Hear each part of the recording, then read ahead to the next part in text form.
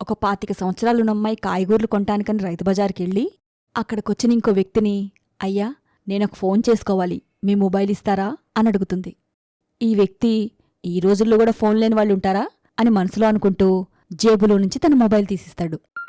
ఈ అమ్మాయి ఒక నెంబర్ కలిపి, అయ్యా, మీ దగ్గర వంట మనిషి ఉద్యోగం ఏమన్నా ఉందా అని అడుగుతుంది.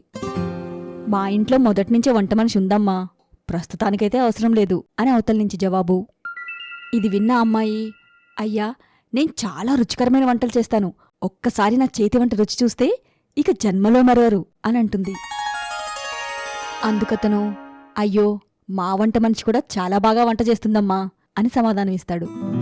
పోనీ తనకి జీతమెంతిస్తున్నారు అని అడుగుతుంది అమ్మాయి. నెలకి 15,000 ఇస్తున్నాము అని అతని జవాబు.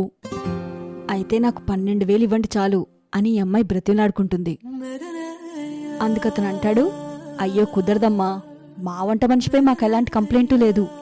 పోనీ నిన్ను పెట్టుకుంటే 3,000 మిగులుతాయని ఆశపడితే తనని తీసేయడానికి నా దగ్గర కారణాలు కూడా ఉండాలి కదా, దయచేసి అర్థం చేసుకోమ్మా అని ఫోన్ పెట్టేస్తాడు. ఈ అమ్మాయికి ఫోన్ ఇచ్చిన వ్యక్తి ఇవన్నీ విని, నీకంతగా ఉద్యోగం అవసరం ఉంటే నువ్వు మా ఇంట్లో వంట మనిషిగా చేరొచ్చమ్మా అని అంటాడు. అందుకు ఈ అమ్మాయి, అయ్యో వద్దయ్యా, నేనిప్పుడు మాట్లాడింది ఇంకెవరో కాదు, నేనిప్పుడు పనిచేస్తున్న ఇంటేజమానితోనే. నా దగ్గర మొబైల్ ఫోన్ ఉంది, దాంతో చేస్తే గుర్తుపడతారేమోనని మీ మొబైల్తో చేశా అని అంటుంది. ఈ వ్యక్తి ఆశ్చర్యంతో, ఎందుకలా చేశావు అని అడిగితే, నేను బ్రతకడానికి నాకు ఉద్యోగం ఇచ్చిన దేవుడు మా సారు, నా పని నేను సక్రమంగా చేస్తున్నానో లేదో అని అప్పుడప్పుడిలా ఫోన్ చేసి కనుక్కుంటూ ఉంటా. తను మాట్లాడే విధానంతో అర్థమవుతుంది నేనింక వాళ్ళకి నచ్చినట్టే పనిచేసి పెడుతున్నా అని అంటూ ఫోన్ తన చేతికిచ్చి చిరునవ్వుతో వెళ్ళిపోతుంది. ఆ అమ్మాయి చేసిన పని మనకి చాలా గొప్ప సందేశమిస్తుందిరా. ఏంటమ్మా అది? జస్ట్ ఉద్యోగం ఇచ్చిన యజమానినే అప్పుడప్పుడు కాల్ చేసి కనుక్కుంటుంది.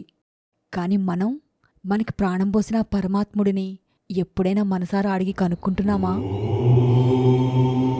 ఎప్పుడు చూసినా నాకు అది కావాలి, ఇది కావాలి అంటూ కోరికలు మాత్రమే కోరుకుంటున్నాం. అప్పుడప్పుడు మనం కూడా ఆ పరమాత్ముడి ముందు కూర్చొని కళ్ళు మూసుకుని కనుక్కుంటూ ఉండాలి. ఏమని కనుక్కోవాలి? అయ్యా శివయ్య, నువ్వు నాకు ప్రాణం పోసి భూమి మీదకి పంపావు, మరి నేను నీకు నచ్చినట్టే ఉంటున్నానా?